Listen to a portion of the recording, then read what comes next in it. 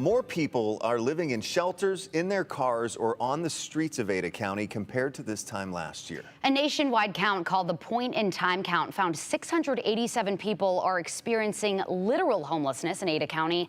That is 67 more than last year.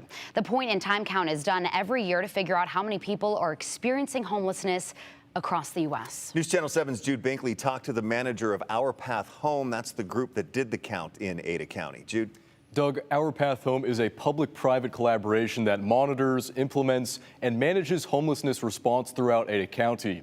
On January 25th, they made the count along with other groups across the state and country to get a better idea of understanding how many people are experiencing homelessness.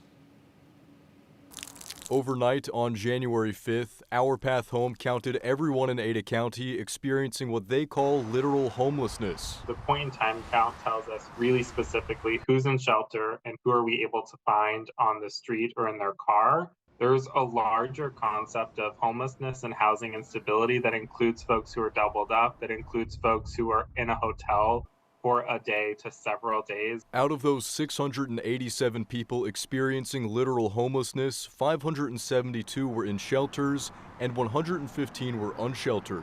That number is up 6% since 2020, but has actually decreased by 8% since 2012. So we are making progress as a community, and what we're taking away from the point in time count is the realities of what COVID did to this community and the housing crisis our entire county finds itself in are really some of those challenges that we've been seeing with our service providers. Our Path Home says that decrease over the long term is because of several reasons. Our reliance on evidence-based practices and collaboration between the entire COC. So we are focused on housing folks first, which we know get people off the street and housed more sustainably than how we previously approached programs before Housing First became the predominant methodology. As well as investments by partners which have helped create housing projects including New Path Community Housing and Valor Point.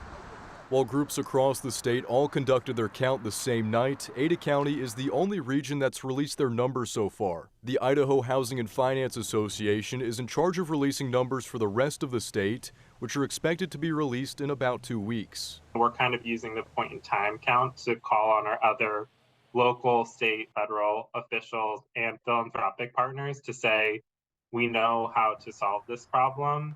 And while we know it's getting relatively worse now, we also know that we can scale up these solutions to really resolve it. Now, according to their statewide report from 2022, the Idaho Housing and Finance Association says the top self-reported causes of homelessness are inability to pay rent and eviction. Those factors overtook domestic violence as the leading cause of homelessness in Idaho last year.